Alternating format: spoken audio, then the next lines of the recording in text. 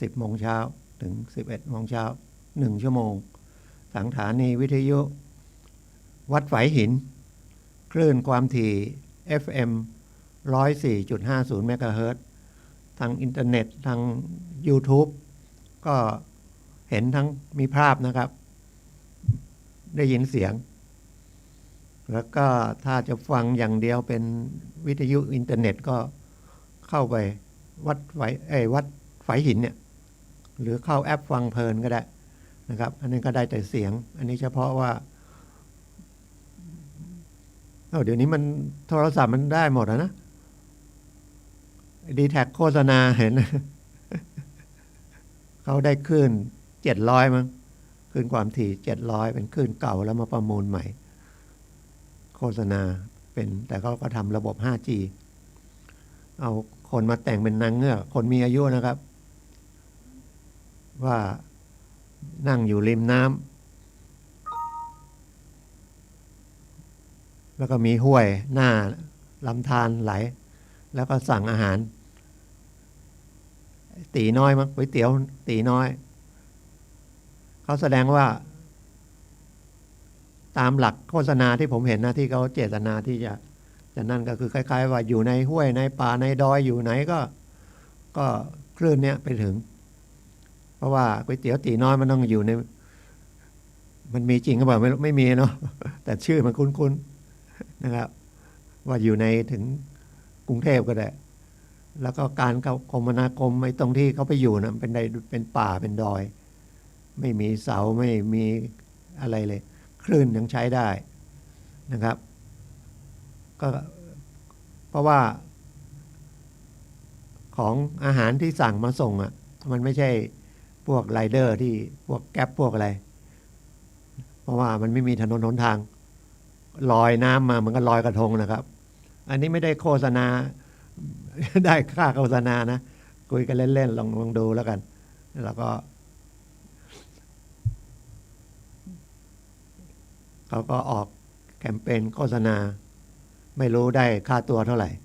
ไม่เหมือนน้องอะไรนะได้ค่าตัวเด็กไทยอ่ะค่าตัวรีวิวสินค้า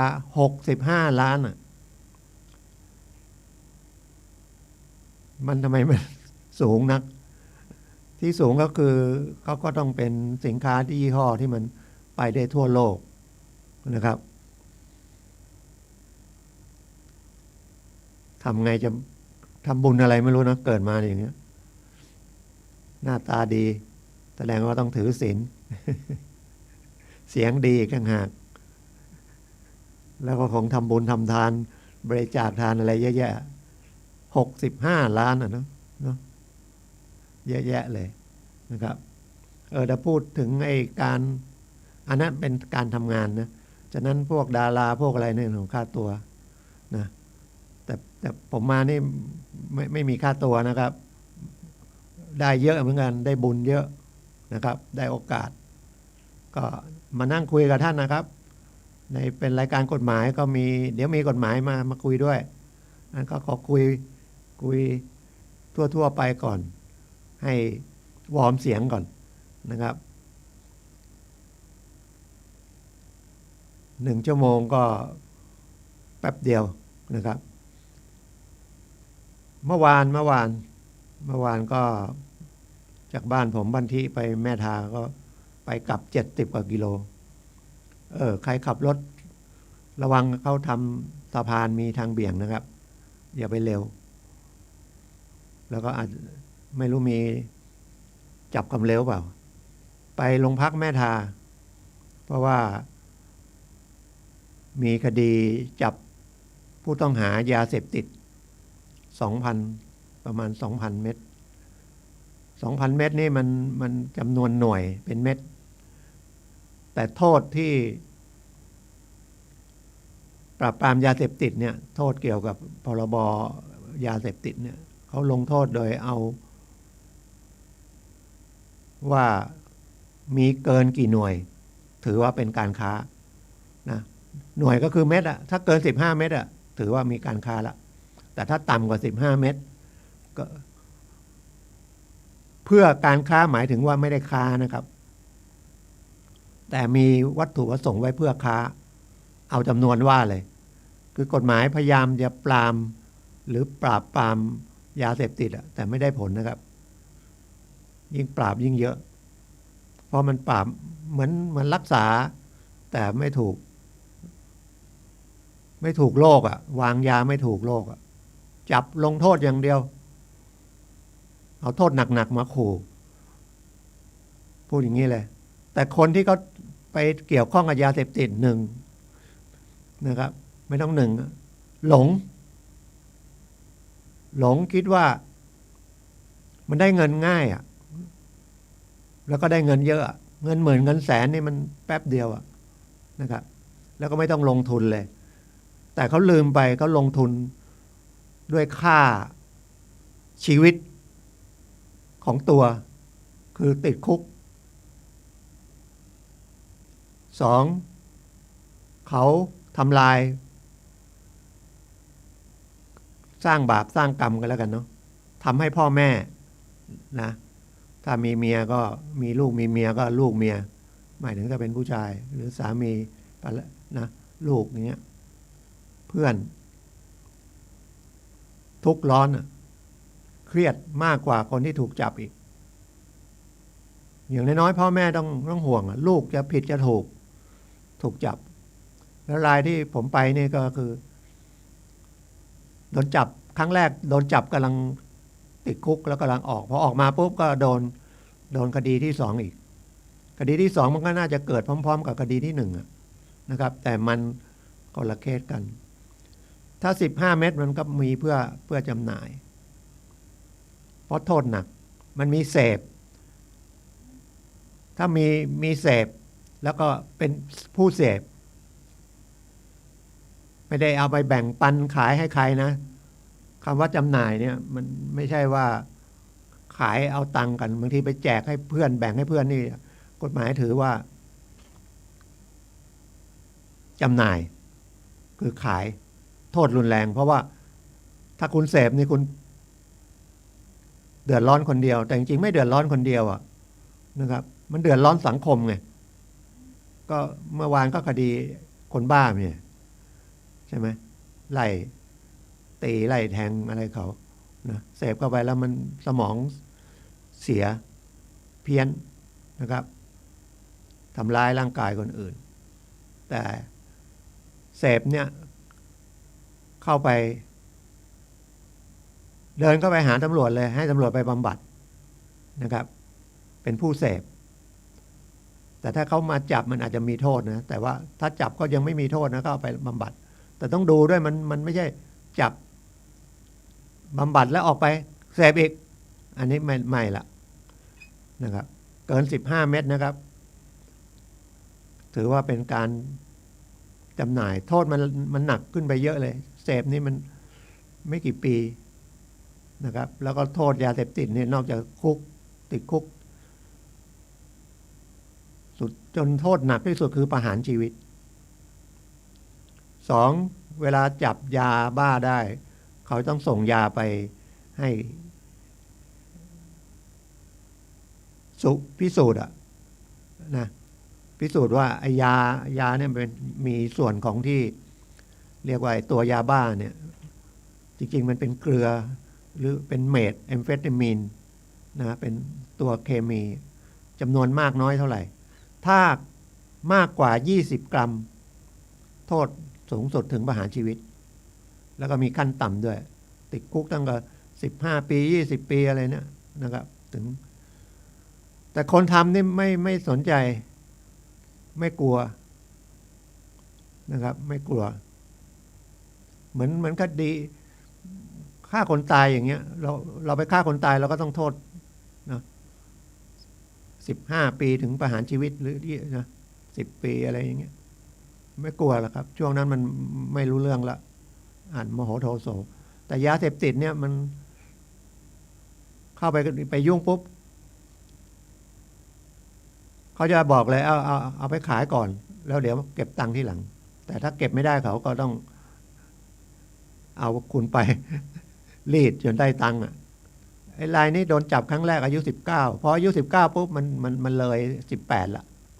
คดีอาญานี่นะครับเขาถือว่าเป็นผู้ใหญ่เนี่ย18 ปีบริบูรณ์นะมันไม่ใช่ทางแพ่งนะทางแพ่งมัน20 ปีบริบูรณ์บรรลุนิติภาวะแต่ถ้าทาง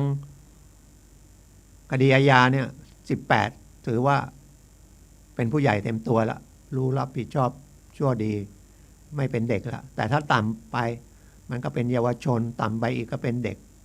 นะครับอันนั้นก็ถ้าเป็นเยาวชนเป็นเด็กเนี่ยมันไม่มีโทษทางอาญาจริงๆอ่ะมันเป็นการเอาไปฝึกอบรมนะครับเพื่อให้เพราะว่ายังถือว่าเป็นเด็กเป็นเยาวชนเนี่ยวุฒิภาวะมันยังไม่สูงพอก็ทำผิดด้วยความคึกขนองอะไรเงี้ยนะครับจับไปก็ไปเต็มที่ก็ส่งไปศูนย์ฝึกบ้านที่แม่ริมเนี่ยตะเก็บนะเอาไปฝึกจริงๆก็ไปขังเหมือนกันแต่มันก็น้อยไม่เกิน3 ปีเต็มที่ออกมาก็ไม่มีประวัติอาชญากรรมอะไรเงี้ยแต่เด็กคนเนี้ยโดนจับเมื่ออายุ19มียา500กับเอา500แล้วกันมันมีเศษอีก20 เม็ดค้นพบเจอในห้องตัวเองเขาก็รับมันปฏิเสธไม่ได้นะครับของอยู่ในส่วนที่อยู่ในห้องอยู่ในรถอยู่ในเบาะมอเตอร์ไซค์มันถ้าไม่ใช่ของเราจริงๆเนี่ยมันเข้าไปอยู่ได้ไงมันต้องพิสูจน์ยากมากโดนกลั่นแกล้งเหรอห้องเราปิดมิดชิดมีใครเข้าออก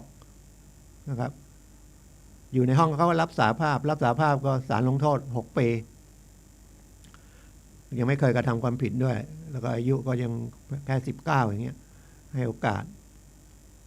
ก็ลงโทษแสดงว่าลง12 ปีเนาะเพราะยามันเยอะ500 เม็ดเท่ากับมีไว้เพื่อขายแต่ถ้าขายเนี่ยคือมันต้องจับได้มีเงินด้วยนะเห็นกันซื้อขายมีคนซื้อคนขายเลยอย่างนั้นก็ไม่ไว้สันนิษฐานไว้แล้วนะไม่ใช่เพื่อจำหน่ายถ้าขายเลยจะเพื่อจำหน่ายด้วยเพราะมันมียังไม่ได้จำหน่ายมีอีกอันนึงจำหน่ายแล้วนะโดน2 ข้อหาเนี่ย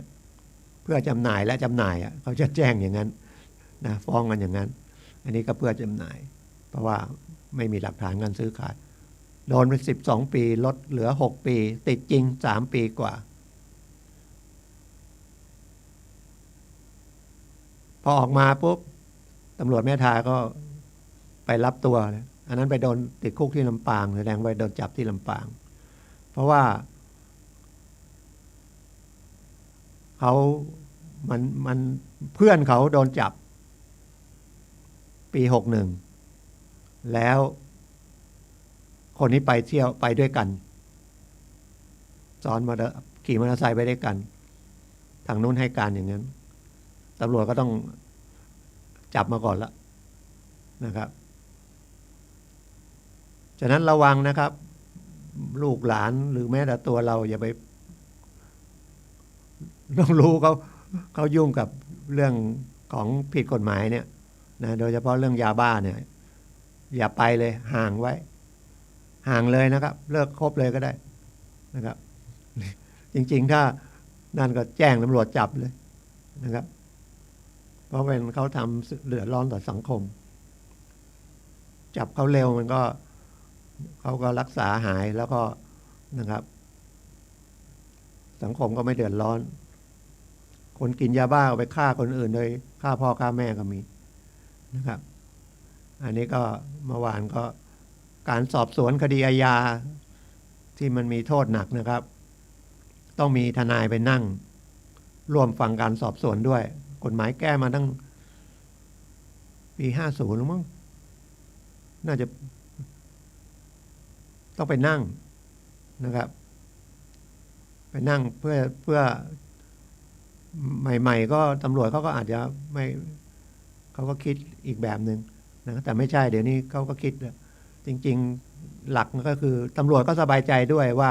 คดีที่สอบเนี่ยไม่ได้เอาไปซ้อม แต่กฎหมายไม่ได้เขียนว่าไอ้ตอนซ้อมเอาไปเซฟเฮาส์นั่น ต้องเอาทนายไปด้วยไม่มีนะกฎหมายไม่ได้เขียนนะดังนั้นเวลาคุณถูกจับแล้วโดนเอาไปเซฟเฮาส์เนี่ยมันห้องเฉพาะที่สายสืบก็จะจับเอาผู้ต้องหาแต่เขาจะจับอะไรพวกนี้เขาต้องชัดเจนแล้วพวกนี้มันเกี่ยวข้องยกเว้นนะครับแล้วก็ไปสอบ นอกระบบกันแล้วกันเนาะเซฟเอาเพื่อจะได้ข้อมูลนะครับแล้วถึงจะส่งคนที่สอบสวนจริงๆส่งให้พนักงานสอบสวนสอบอย่างเมื่อวานนี้ก็พนักงานสอบสวนก็พันตำรวจโทจำชื่อไม่ได้แล้วนะครับแล้วอีกอันหนึ่งก็นอกจากทนายแล้วก็ยังมีคนอื่นที่เราไว้วางใจก็คือเมื่อวานเขาก็เอาพ่อเอาแม่ไปนะครับพ่อแม่ไปด้วยนะครับก็ร่วมกันเขาก็ปฏิเสธนะเพราะว่าก็ถูกละหลักคดีอาญาถ้ามันไม่ได้ชัดเจนไม่ได้นั่นแล้วเราไม่ได้ทำนะเราก็ต้องปฏิเสธไว้ก่อนนะครับเพราะว่ากระบวนการของการเป็นคดีอาญามันเป็นระบบกล่าวหาแล้วว่าคุณกระทำผิดโจทย์ก็คือพนักงานอัยการหลังจากที่ได้รับสำนวนสอบสวนจากตำรวจแล้วก็ไปทำคำฟ้องก็ยื่นเป็นโจทย์นะครับแล้วก็ต้องสืบพยานให้เห็นชัดว่าเขากระทำความผิดถ้าศาลเห็นหลักฐานแล้วเห็นการสืบพยานแล้วศาลเกิดสงสัยก็ต้องยกประโยชน์ให้แก่จำเลยบางทีจำเลยไม่ต้องแม้แต่รับสารภาพนะบางคดีรับสารภาพไปนะครับแต่เมื่อศาลดูแล้วไม่ใช่ก็ยกประโยชน์ให้จำเลยนะครับก็คือปล่อยตัวไปแล้วเมื่อขึ้นศาลเป็นคดีอาญาเนี่ยศาลก็จะถามว่ามีทนายไหมถ้าคดีไม่สูงเท่าไหร่นะถ้าไม่มีก็ศาลตั้งให้นะก็บอกว่าผมก็บอกว่านะแนะนำเลยขอทนายที่ศาลตั้งไม่ต้องไปจ้างทนายนะครับยกเว้นคุณมีเงินก็จ้างทนายที่ไว้วางใจก็ได้นะครับแต่ผมอยากให้ลองดูก่อนว่าทนายที่ศาลให้นั่นน่ะเขามีความรู้ความสามารถหรือมีประสบการณ์อะไรนะมันก็ประหยัดเงินนะผมพูดกลางๆอย่างเงี้ยทนายอื่นอย่า ได้ยินเดี๋ยวบอกเฮ้ยคุณพูดอย่างนี้ก็ทนายก็ไม่มีรายได้เดี๋ยวยิ่งตอนนี้โควิดยิ่งอะไรด้วยถ้าท่านมีฝีมือนะครับมีคนจ้างแน่นอนนะครับแต่อยู่ที่โชคด้วยนะ ถ้าเป็นคดีหนักเนี่ยคดีโทษประหารชีวิตจำคุกศาลตั้งให้ไม่ต้องขอก็ตั้งฉะนั้นเวลาขึ้นศาลถามว่ามีทนายไหมบางทีแต่เดี๋ยวนี้ศาลอธิบายแล้วนะครับก่อนแรกๆถามมีทนายไหมคนฟังก็ไม่กล้าขอไม่กล้าบอกว่าไม่มีเพราะว่าไม่รู้นึกว่าศาลเป็นในหน้า ของทนายไม่ใช่นะครับศาลไม่มายุ่งอะไรเกี่ยวกับเงินเกี่ยวทองกับเรื่องทนายเรื่องอะไรพวกนี้แหละครับท่านนั่งอยู่ข้างบนแทนพระบาทสมเด็จพระเจ้าอยู่หัวละทำงานนะครับเงินเดือนเยอะละนะครับถือว่าเป็นนะทำในนามของพระเจ้าแผ่นดินเลยนะครับแต่ท่านกฎหมายบังคับเขียนไว้คือหลักของรัฐธรรมนูญใหม่เนี่ยมันมีมาตั้งแต่4050เนี่ยที่มันแก้เรื่องสิทธิแล้วก็เสรีภาพของประชาชนเนี่ยนะครับมันก็มีส่วนของกฎหมายนี่แหละมันสำคัญสุดนะเพราะว่ามันปกครองด้วยกฎหมายฉะนั้นต้องพยายามรู้นะพยายามเข้าใจนะกฎหมายอย่างน้อยๆก็ควรจะรู้ว่าทนายนะทนายที่มันให้คำปรึกษาไม่เสียสตังค์เขาก็จัดให้นะไปถามเลย อย่าไปถามกันเองเถอะนะหรือไปถามนิติกรที่เทศบาลที่อบตก็ได้หรือไปบางทีเดี๋ยวนี้ส่วนใหญ่เลยนะที่ลงการเมืองน่ะเป็นทนายซะเยอะถามได้เขาอยากให้คนไปถามก็เขาอย่างน้อยก็ได้คะแนนเสียงนะครับเยอะแยะเลยนายกอ่ะเป็นทนายนะครับนายกอะไรที่เลือกตั้งไปเทศบาลทั้งหลายนะครับส่วนใหญ่เป็นทนายนั่นนะครับไปถาม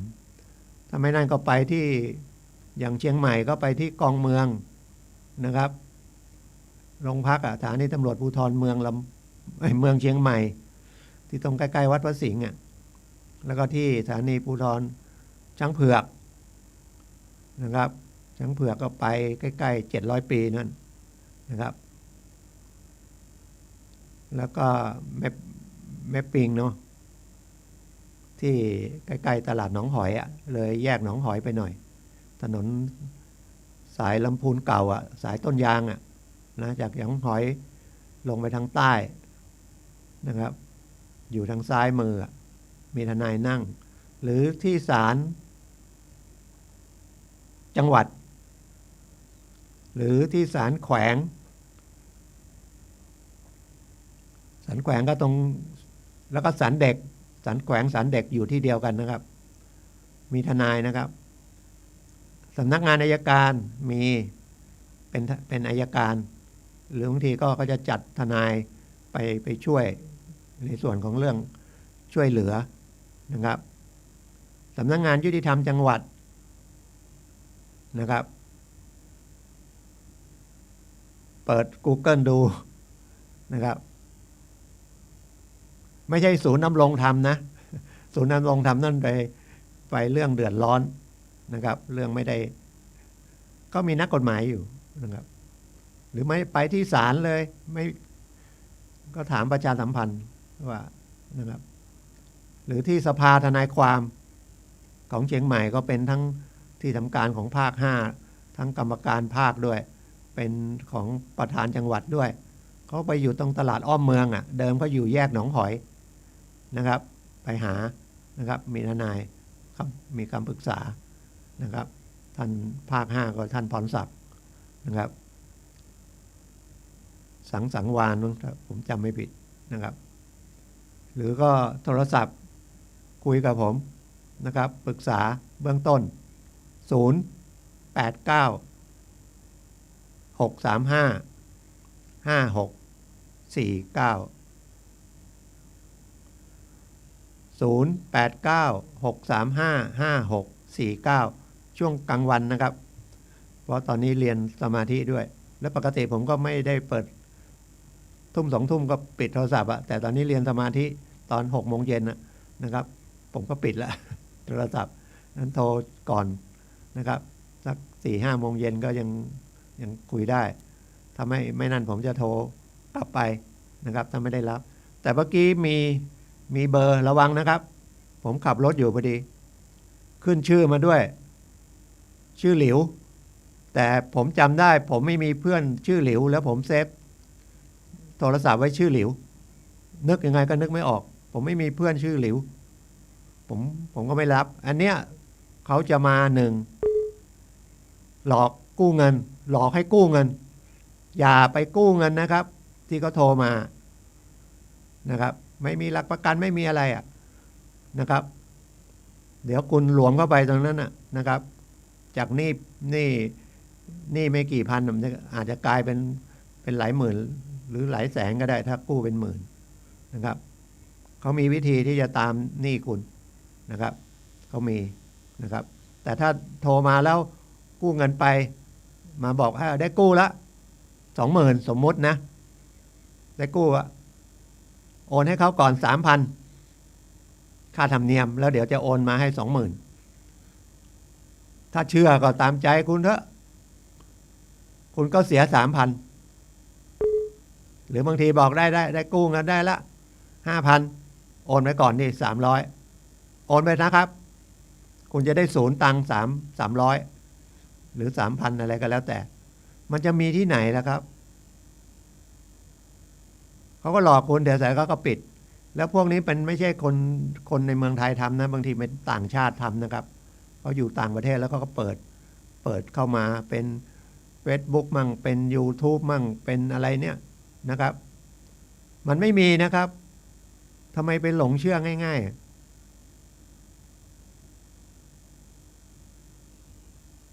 เด็กก็โดนนะครับนักเรียนนักศึกษาผมไม่นั่งที่สถานีตำรวจภูธรเมืองลำพูนก็มาแล้วอยากได้ตังค์500ไหมโอนไปก่อน50 บาทสิ จะได้รู้ว่าคุณมีบัญชีจริงแล้วเอาบัญชีไปถ้าเกิดไปทำนู่นทำนี่อีกนะครับเมื่อกี้ก็โทรแล้วบางทีก็มีมาแล้วแจ้งเข้ามานะครับ ส่ง SMS เข้ามาโอนเงินให้แล้ว 1,000 เขียนว่าเงินเดือนผมยังไม่รู้เลยผมจะมีเงินใครจะให้เงินเดือนผม1,000ถ้ามันมาอย่างนี้ไม่ต้องไปยุ่งอะไรกับมันนะครับคุณเอาสมุดไปเช็คก่อนมันไม่ได้โทรถ้ามันเป็นของที่เขาโอนเงินให้เราจริงๆเขาจะบอกว่าเข้าบัญชีธนาคารอะไรแล้วก็จะมีเลขทางหาง 3-4 ตัวนะครับเบอร์บัญชีมันจะมีอย่างน้อย10 ตัวนะครับข้างหน้าจะเป็นรหัสของสาขานะครับแล้วก็เป็นรหัสของประเภทเงินฝากแล้วถึงจะเป็นเลขบัญชีแล้วก็มีตัวก็เรียกว่าตัวเช็คข้างหลังนะครับเขามีประมาณนั้นนะครับอย่างผมก็เบิกของหลวงอ่ะอย่างไปนั่งสอบสวนผู้ต้องหาไปร่วมเนี่ยก็ยังได้ค่าเรียกว่าค่าอะไรอ่ะนะค่าป่วยการก็แล้วกันรัฐก็ให้นะครับเป็นเงินหลวงนะครับส่งไปเบิกกรุงเทพนู่นน่ะ ทำไมก็ไม่ให้ในจังหวัดจ่าย1,000บอกเลยนะขับรถไปกลับ70 กิโลแล้วเสียเวลาไปบางทีก็ครึ่งวันนะครับแต่มันส่วนหนึ่งก็คือทำให้งานตำรวจมันไปได้แล้วเวลามันมีนะครับจับมาแล้วต้องสอบแล้วก็เพราะว่าเขาคุมตัวได้24 ชั่วโมงเท่านั้นนะเขาก็ต้องสอบให้เสร็จแล้วก็ส่งแต่ถ้ามันเป็นสอบไม่เสร็จยังไงก็ต้องไปฝากส่งให้อำนาจศาลก่อนตำรวจคุมตัวไม่ได้อย่างมากก็อยู่ในเรือนอยู่ในห้องขังโรงพักแค่คืนเดียวนะครับถ้าเราไปโรงพักเราจะไม่เห็นมีใครอยู่ในนั้นเพราะว่าถ้ามาก็ส่งไปอยู่ในอำนาจศาลก็คือไปอยู่ในเรือนจำแล้วนะครับสอบมันก็สอบแค่เบื้องต้นถ้าสอบไม่เสร็จก็เข้าไปอยู่ในเรือนจำแล้วก็เดี๋ยวก็ต้องไปสอบต่อในเรือนจำอีกก็เสี่ยงติดโควิดอีกนะครับเขาก็พยายามสอบให้มันเสร็จยกเว้นคดีใหญ่ๆนะครับมันก็มีระยะเวลาสอบสวนอยู่นะครับเรียกว่าผัดฟ้องอ่ะถ้าสอบไม่เสร็จก็มีโทษไม่หนักก็4 ครั้งถ้าโทษนะครับครั้งละ12 วัน4 ครั้งก็ประมาณ48 วันฉะนั้นคนที่โดนคดีโดนอะไรเนี่ยถ้ามันเลย48 วันแล้วยังไม่ได้ส่งอัยการก็เขาต้องปล่อยคุณละ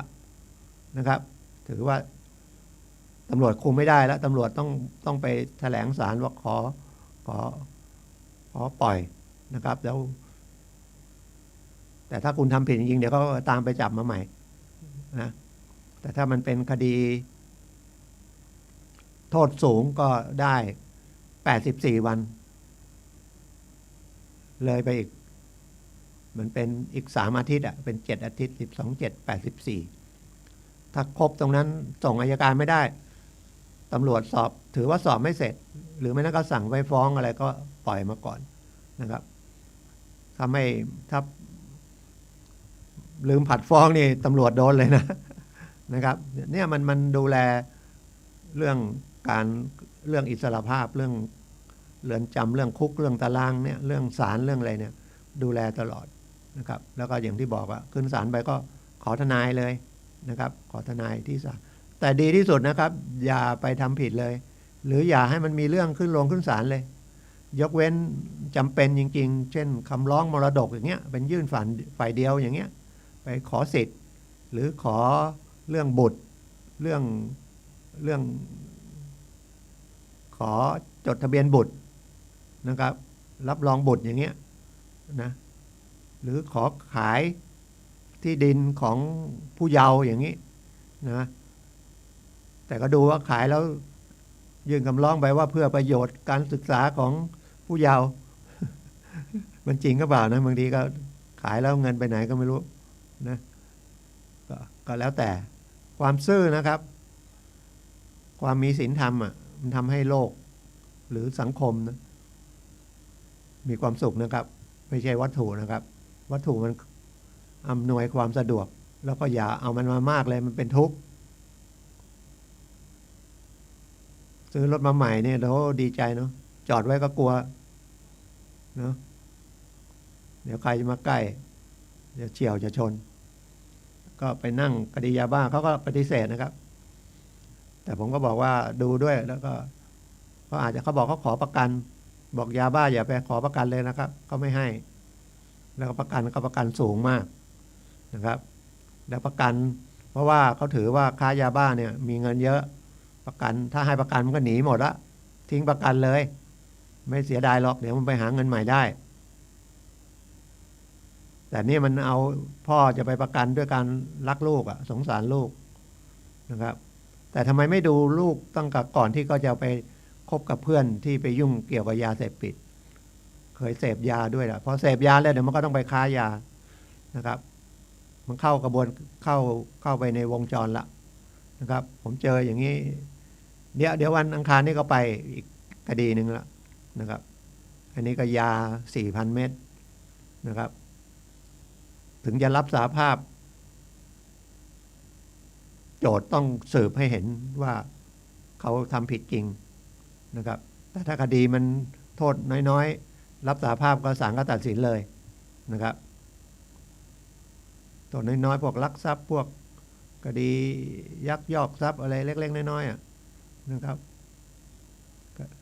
คดีประมาททำให้คนตายอะไรนะหรือแม้แต่คดีฆ่าคนตายนี่ก็รับสารภาพก็สืบกันไปเลยอันนี้รับสารภาพก็ต้องสืบประกอบก็คือปกติถ้ารับสารภาพโดยมากก็ศาลก็จะตัดสินเลยนะครับแล้วก็ลดโทษถือว่าให้ความร่วมมือนะครับสำนึกผิดอะไรเงี้ยก็ลดอย่างน้อย 50% ครึ่งหนึ่งนะครับแต่ถ้าเป็นคดีโทษอย่างเนี้ยยาบ้าเนี่ยแล้วก็โทษสูงเนี่ยต้องให้โจทย์มาสืบอีกนะครับถึงว่าจำเลยจะรับสารภาพก็เป็นอุทาหรณ์นะครับอย่าไปยุ่งเลยนะครับแล้วพอพูดถึงตรงนี้ก็ไปนึกอีกอันหนึ่งช่อโกงสงสารเขาจังเลยนะครับแต่ไม่รู้จะว่ายังไงเนาะมันต้องทำใจให้ได้ต้องถือว่าชาติที่แล้วโกงเขา จริงๆก็ต้องโทษตัวเองนะครับความโลภเสียดายจริงๆนะเนี่ยไม่ใช่ว่าแกล้งพูดนะครับเสียเงินไป1.6 ล้าน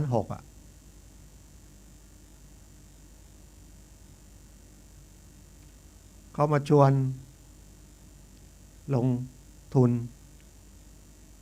ค้าสินค้าบางอย่างก็แล้วกันแล้วก็ให้ผลตอบแทน5%, 10%ต่อเดือนอย่างเงี้ยถ้ามันเกิน100 บาทขึ้นไปเนี่ยต่อเดือนนะอย่าโลภเลยถ้าคุณจะเอาจริงๆเนี่ย1คุณต้องไปจำนองที่ดินชัดเจนเลยแล้วกู้100 บาทเนี่ยมันก็ต้องกู้ถือว่าผิดกฎหมายด้วยนะเพราะกฎหมายเดี๋ยวนี้ให้ดอกเบี้ยไม่เกิน3%นะไม่ใช่115แล้วนะ3%แล้วบวกให้อีก2เต็มที่ไม่เกิน5นะไม่ใช่115แล้วนะกฎหมายแก้อันนี้มันแก้แล้วก็แก้ไปถึงระบบของธนาคารด้วยเลยนะครับฉะนั้นตอนนี้ใครกู้เงินได้เนาะแล้วก็กู้ไปซื้อบ้านซื้อที่ดินนะราคาบ้านที่ดินมันก็ถูกเดี๋ยวเศรษฐกิจมันดี นะเราก็ได้กำไรนะอย่าไปหวังคนมาชวนแล้ว100 ละบาทอย่างเงี้ยแต่เขาไม่มาชวนหรอก100 ละบาท100 บาทไม่ถึง100 ต่อเดือนนะเพราะมันฝากธนาคารมันก็100ไม่ถึงบาทแล้วต่อปีกับต่อเดือนมันผิดกันเยอะเลยนะคุณอย่าไปหลงโอ้100 ละบาทปีหนึ่งต้อง112100,000ก็ได้12,000คุณไปเห็นไอ้เงิน12,000แต่เขาเอาตังค์ไป100,000ทำไมคุณไม่เสียดายตังค์แล้วไม่มีอะไรมาวางสักอย่างคนค้ำประกันก็ไม่มีถึงจะเอาคนค้ำประกันก็ไม่เอานะถ้าไม่มีไปจดจำนองไปดูที่ดินไปตีราคาด้วยนะว่าราคามันประเมินเท่าไหร่มันอยู่ไหนอย่าโลภเลยนะครับขอเหอะผมเจอเยอะเลยเสียดายตังค์แทนน่ะไม่ใช่ดีใจว่าอยากได้ทำคดีนะไม่มีนะครับทำคดีก็บอกตรงๆแล้วมันไม่ได้อะไรคุณก็เสียตังค่าทนายเปล่าๆบอกกันตรงๆอย่างเงี้ยนะทนายอื่นฟังแล้วก็อย่าไม่ต้องโทรมาหาผมนะผมให้ประโยชน์ชาวบ้านนะครับด้วยความสงสารหรือได้อะไรก็แล้วแต่แล้วคนที่โดนหลอกไม่ใช่ว่าเกษตรกรชาวบ้านอะไรที่ไม่ค่อยรู้หนังสือคนที่รู้หนังสือก็โดนเป็นครูบาอาจารย์เป็นอาจารย์มหาวิทยาลัยเป็นผู้จัดการธนาคารก็โดนเองเมื่อความโลภมันไม่ได้เลือกนะความโลภมันไม่ได้เลือกว่าให้คุณเป็นหมอก็โดนไม่ใช่หมออาบอบนวดนะไม่ใช่หมอนวดนะหมอแพทย์นี่แหละ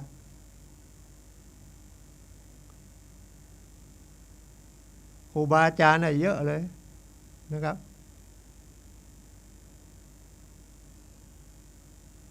ไปเห็นเงินนั่นนะแชร์มันก็เป็นแชร์ลูกโซ่มันไม่ได้แล้วนะครับ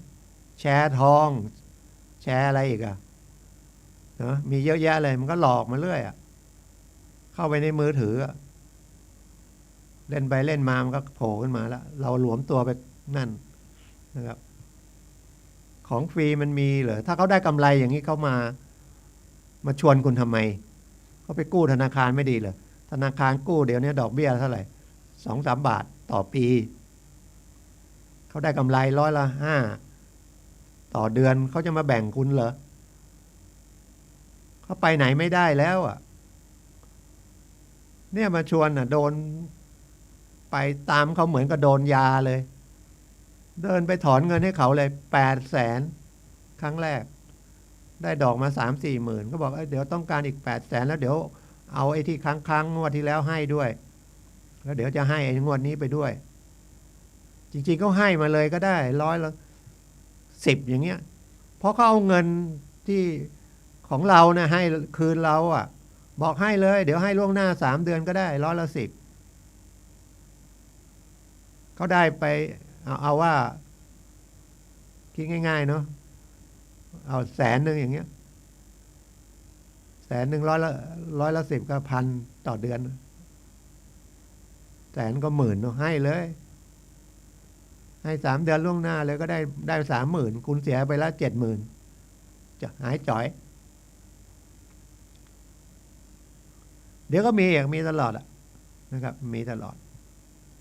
แล้วก็มันมีอันนึงพอพูดถึงตรงนี้นึกขึ้นได้ข่าวที่ว่าแต่ผมดูแล้วอันนี้ความคิดนะขออภัยนะเป็นความคิดเห็นแล้วกันไม่ได้ตำหนิติเตียนนะเขาว่าหลานเอาใบขโมยใบของยายหรือของตาอะไรเนี่ยไปจำนองกู้เงินนอกระบบ 8,000 บาทผ่านไป3 ปีมีจดหมายฟ้องไปละฟ้อง300,000ทำไมตอนฟ้องทำไมไม่สู้คดีเลยบางทีเขาก็ไม่สู้เพราะว่าหนึ่งพอโดนหมายไม่รู้เรื่องไม่ไปหาทนายคิดว่าไปหาทนายจะต้องเสียตังค์ทุกกรณีไปปรึกษาก่อนนะอย่างที่ผมบอกโรงพักก็มีศาลก็มีอัยการก็มียุติธรรมจังหวัดก็มีนะครับ ที่ในเทศบาลที่มีนิติกรไปถามเบื้องต้นกู้ไป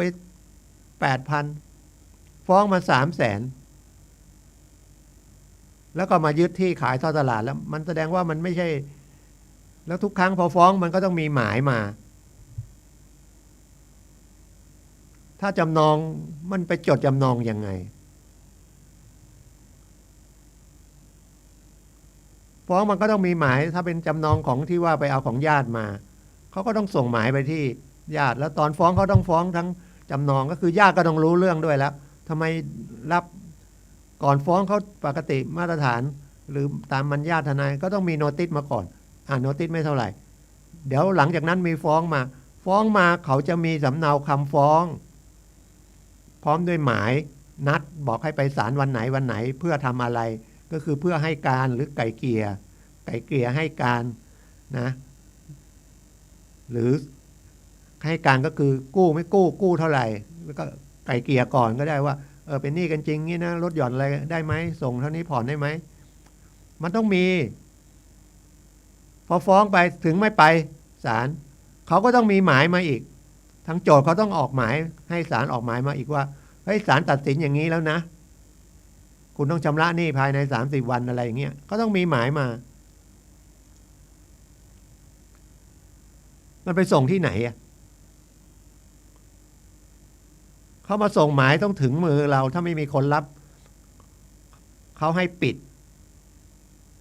หรือวางปิดแล้วก็ปิดไว้กับบ้านเลยเห็นไหมขับรถไปบางทีสังเกตดีๆตึกแถวจะมีอะไรมาติดเป็นปึ้งนั่นน่ะเป็นหมายศาลคุณไม่ไปศาลตัดสิน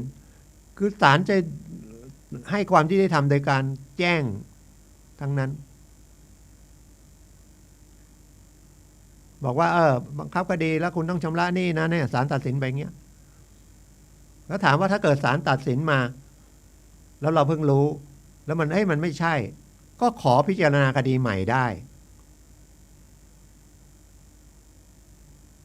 ก็ต้องให้ทนายทำนะครับถ้าคุณยากจนจริงๆแล้วมันไม่ได้รับความยุติธรรมอย่างเงี้ยก็ขอสภาทนายความก็ได้ขอยุติธรรมจังหวัดก็ได้ตั้งทนายให้เลยไม่ต้องเสียสตังค์ไม่ต้องเสียค่าทนายเลยค่าธรรมเนียมศาลอะไรก็ไม่ต้องเลยแต่ต้องไม่ได้รับความเป็นธรรมและยากจนไม่มีเงินค่าทนายนะครับเขาก็จะมาตรวจว่าจนจริงนะไม่ใช่โจรปลอมจะเป็นโจทย์เป็นจำเลยถ้าไม่ได้รับความยุติธรรมเนี่ยจนจริงนะพอหลังจากนั้นคุณก็ไม่ไปเขายึดทรัพย์ออกขายต่อตลาดเขาก็ต้องมีหมายมาบอกอีกว่าจะขายทรัพย์เมื่อไหร่วันไหน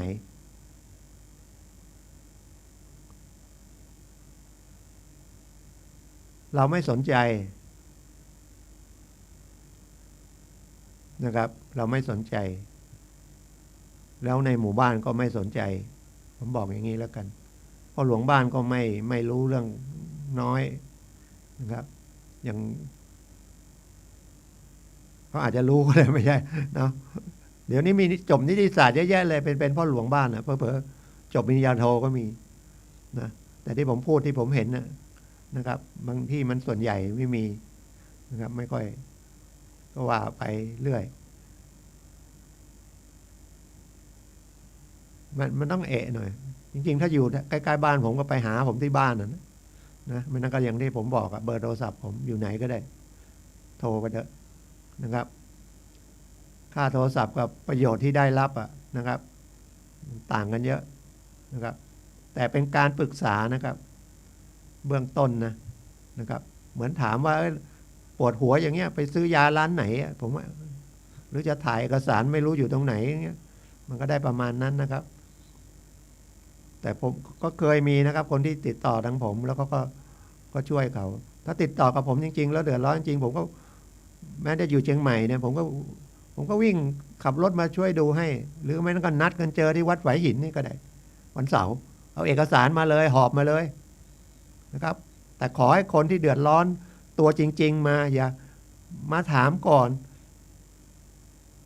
แล้วคุณจะรู้เรื่องละเอียดอะไรไหมมาถามก่อนอย่างนี้ไอ้คนป่วยจริงไม่มาเลยครับ ไม่ต้องเกรงใจผมไม่เรียกอะไรสักบาทนะครับ เพราะว่าถือว่าผมให้เป็นวิทยาทานให้นะผมสร้างบุญอันหนึ่งก็คือช่วยให้วันนั้นก็ไปนั่งศาลคนมาหาปรึกษาสงสารผมก็ขี้สงสารคนผู้หญิงไปจดบริษัทแต่ผมนั่งคุยแล้วหนึ่งแกเครียดสองไม่มีความรู้เลยที่จะเป็นผู้จัดการบริษัทที่จะไปจดบริษัทแล้วก็เสียเงินเสียทองไปหมดแล้วถามเลขคนนี่ใครกรรมการมีกรรมการ2 คนเดี๋ยวนี้บริษัทจำกัดเนี่ยนะครับอยากจดก็ไปจ้างเขาจดหรือเราทำมาพอมีความรู้ก็ทำคนเดียวเลยผ่านจอคอมพิวเตอร์เลยนะครับแค่3 คนเองนี่ก็ไปจ้างเขาจดแล้วถามผู้ชายคนนี้ใครสามีเอาแล้วทำไมไม่ให้เขาเป็นหุ้นส่วนผู้จัดการไม่ให้เป็นผู้จัดการเขาบอกสามีเขาเพิ่งล้มหายอะไรปลดล้มละลายมาแล้วทำอะไรจดบริษัททำอะไรรับเหมาก่อสร้างผมก็แกล้งถามนะไม่ผมถามเลยว่าคุณไม่มีความรู้เรื่องก่อสร้างเลยใช่ไหมคนที่รู้ก่อสร้างก็คือสามีคุณใช่ไหมใช่แต่คุณเป็นตัวเชิดแล้วคุณก็ไปกู้หนี้ยืมสินเอาที่ดินคุณไปไว้ใช่ไหมใช่แล้วตอนนี้สามีที่ไหนทิ้งไปแล้วแล้วตอนนี้มีเรื่องอะไรทำงานเสร็จไปทำงานรับงานที่ต่างที่กรุงเทพด้วยนะที่สระบุรีด้วยที่กรุงเทพแล้วเหลือเงินงวดสุดท้าย1,000,000 กว่าบาทไม่ได้คืนทีนี้ไอ้1,000,000 กว่าบาทไม่ได้คืนเขาก็โดนตามหนี้เพราะว่าค่าวัสดุที่ก็เอามาก่อสร้างก็ประมาณ1,000,000 กว่าบาท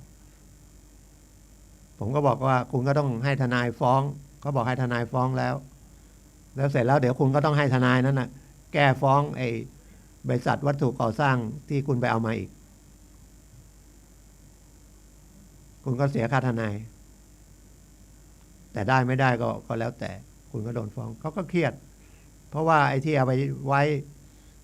ธนาคารเอาเงินมาทำงานก่อสร้างแล้วก็เอาที่ดินตัวเองกับหอพักที่ลำพูนเนี่ยประกันหนี้แล้วทีนี้มันมีหนี้อยู่ตัวหนึ่งที่ว่ามันไม่ถูกคำว่าไม่ถูกคือไม่รู้ก็ทำกันยังไงเนาะธนาคารให้ไปเปิด OD จริงๆมันบริษัทเขาต้องไปเปิด OD ถูกแล้ว OD ก็คือบัญชีเดินสะพัดแต่รู้ไหม OD เขาคิดดอกเบี้ยยังไงถ้าต้นคุณดอกเบี้ยคุณค้างเขาเอาดอกเบี้ยมาทบต้นได้ซึ่งมีเงินกู้ประเภทเดียวที่กฎหมายยอมถือว่าเป็นทางการค้ายังดีนะเขากู้วงเงินเท่าไหร่1,000,000 หรือ 2,000,000ODแล้วก็ดิ่งอยู่นะแต่เขาส่งประมาณ1,000,000มั้งส่งดอกทุกเดือน7,000ผมเลยแนะนำเป็น1คุณไปขอเปลี่ยนไปประนอมหนี้นะครับเพราะว่าคุณยังไม่ได้โดนธนาคารฟ้องคุณไปคุยเขาก่อนเลยขอเปลี่ยนจากไอ้เงิน OD เนี่ยเงินเบิกเกินบัญชีเนี่ยเป็นเงินกู้นะครับผ่อนเลย5 ปี10 ปีอะไรก็ว่ากันไปเลยนะคุณจะได้ส่งไอ้ 7,000 เนี่ยเงิน1,000,000เนี่ยมันยังพอหักต้นหักดอกได้แล้วก็ถ้าคุณส่งไม่ได้เนี่ยมันเป็นทบต้นแล้วเดี๋ยวนี้ดอกเบี้ยมันถูกไปขออันนั้นก่อนนะครับไม่รู้จะไปได้ไหม ไปขอก่อนแล้วเรื่องคดีเขาก็กลัวติดเขาบอกเขากลัวติดคุกดีนะเขาไม่ไปมีเช็คเด้งมาผมเคยอย่างเงี้ยแล้วก็เช็คเด้งก็เขาก็คดีอาญาฟ้องอีกอันนี้เป็นแต่คดีแพ่งคุณก็ฟ้องไอ้ที่คุณไปรับเหมาเรียกเขา1,000,000 กว่าบาทเรียกให้มันได้มาแต่น่าจะได้แต่ว่าอาจจะช้าหน่อยไอ้ส่วนบริษัทก่อสร้างไอ้บริษัทค้าวัสดุที่คุณเอามาคุณก็อาจจะต้องไปทำผ่อนเขานะครับก็เอาจากไอ้ทางโน้นมาให้เขามันก็น่าไปด้วยดีนะครับ แต่มันไปอยู่ทางโน้นอ่ะมันไม่อยู่ลำพูนอ่ะส่วนไอ้เงินกู้ที่เอาหอพักเอาที่ดินไปเข้าก็เนี่ยไปเปลี่ยนในเรื่องเงินรวมรวมรวมหนี้ทั้งหมดให้มันเป็นก้อนเดียวทุกคนนะครับที่มีหนี้หลายๆธนาคารหรือธนาคารเดียวกันหลายบัญชีรวมให้มันเหลือบัญชีเดียวนะครับอันนี้มันเป็นมาตรการของธนาคารชาติเลยนะครับของแบงก์ชาติเลยนะครับไปขอรวมเลยนะครับแล้วเอาดอกเบี้ยใหม่ถูกกว่านะครับไม่ผิดนะครับทำเลยนะครับรีบทำก่อนที่เขาจะฟ้องถ้าฟ้องมันก็ต้องไปประนอมหนี้กันในศาลอีกทีนะครับรัฐบาลพยายามช่วยเพราะว่าเราก็ต้องอ้างโควิดทั้งนั้นนะครับแล้วถ้าไปทำแล้วมันมีปัญหาเขามีสายด่วนแก้หนี้นะครับสายด่วนแก้หนี้ของธนาคารแห่งประเทศไทยเบอร์ด่วน1213นะไปยื่นแล้วก็มีปัญหากับแบงก์พาณิชย์คุยกันไม่รู้เรื่องคุณโทรไปเบอร์นี้นะ1213นะครับแล้วก็วิธีแก้หนี้ก็คือรวมให้เหลือหนี้ก้อนเดียวแล้วส่งนะครับคุณมีบัตรเครดิตอยู่ 5-6 ใบเนี่ยคุณรวมเลยนะครับมันอาจจะหลายธนาคารอะไรก็หารวมให้ได้นะครับแบงค์เพราะว่าถ้ารวมไม่ได้คุณก็ทั้งชาติรวมไม่ได้ถ้าไม่มีทรัพย์สินอะไรไม่ได้ทำงานราชการเลยปล่อยมันเลยไม่ต้องไปส่งฟ้องก็ฟ้องไปมันเป็นคดีแพ่งไม่ได้ติดคุกติดตารางแล้วไม่มีผลอะไรถ้าเงินไม่เกินล้านไม่มีการล้มละลายนะครับแล้วก็ถ้ามันมีคนค้ำประกันก็ไปส่งนะครับสงสารคนค้ำประกันนะครับทำให้มันได้นะครับผมเห็นคนค้ำประกันเนี่ยพออีกคนหนึ่งเกษียณไปแล้วเนี่ยกู้เงินหลวงเนี่ยทิ้งหนี้ไว้เลยก็สงสารอีกนะครับแล้วถ้ามันเป็นคดีแพ่งเนี่ยฟ้องมาไม่ต้องไปศาลก็ได้คดีแพ่งนะครับถ้าเราไม่รู้จะต่อรองยังไงไม่ต้องจะทำยังไงไม่ต้องหาทนายไปก็ได้นะครับ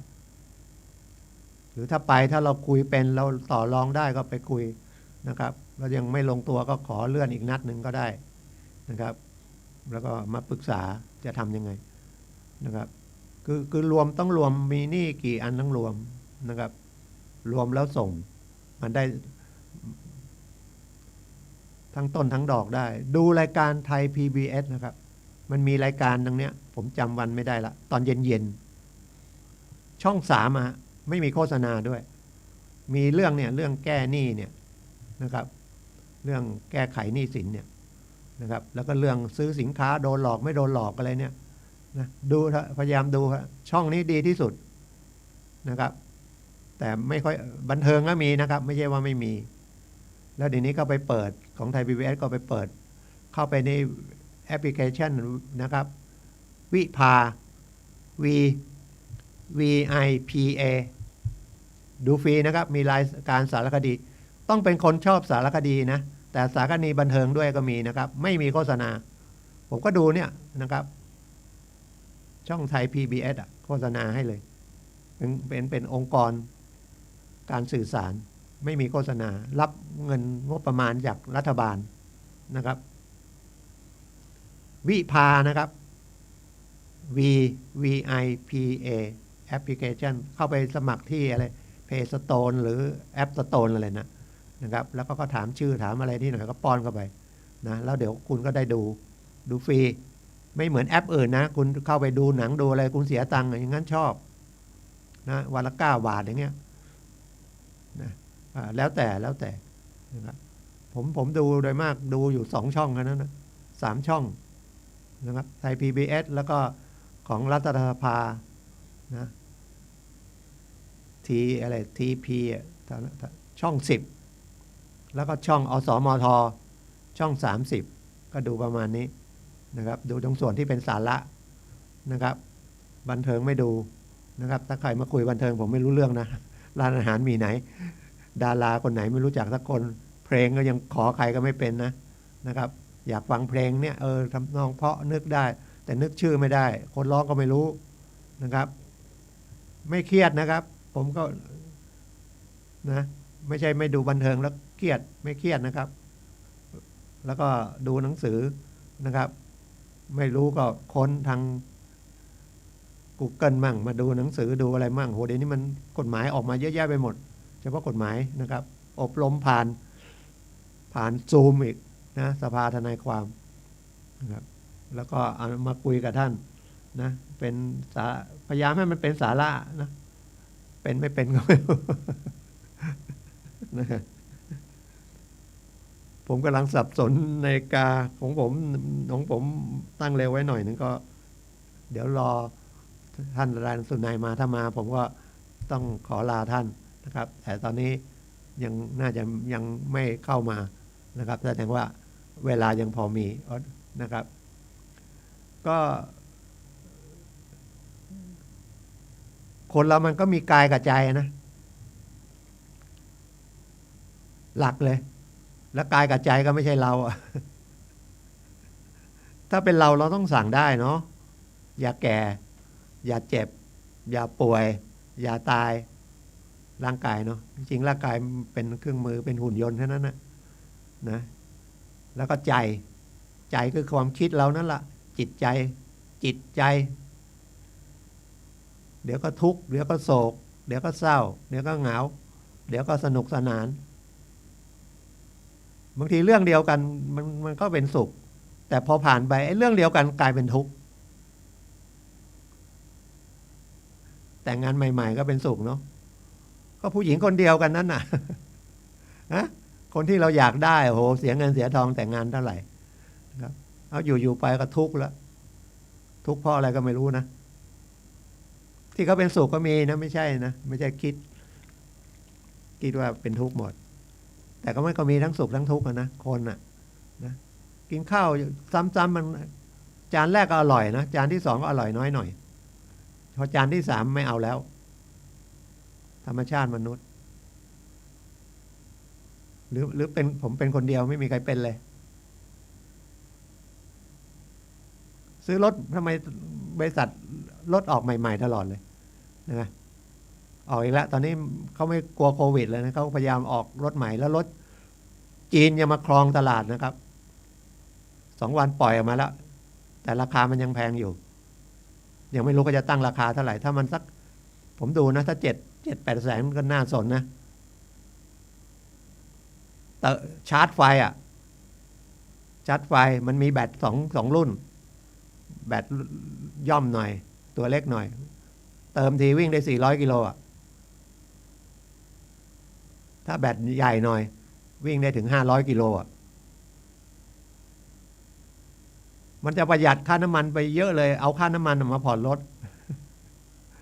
แต่ก็บอกว่าราคามันอาจจะเกือบล้านเพราะว่าเป็นรถอัตโนมัติด้วยนะแต่คันเล็กนะจอดเองอะไรได้เองเบรกเองเลยแต่ไว้ใจมันไม่ได้นะเครื่องมันเกิดมันรวนแต่โอ้โหเห็นว่ามันหน้าเหมือนรถหุ่นยนต์เลยนะครับมันพาเราไปเลยไปลงมาจอด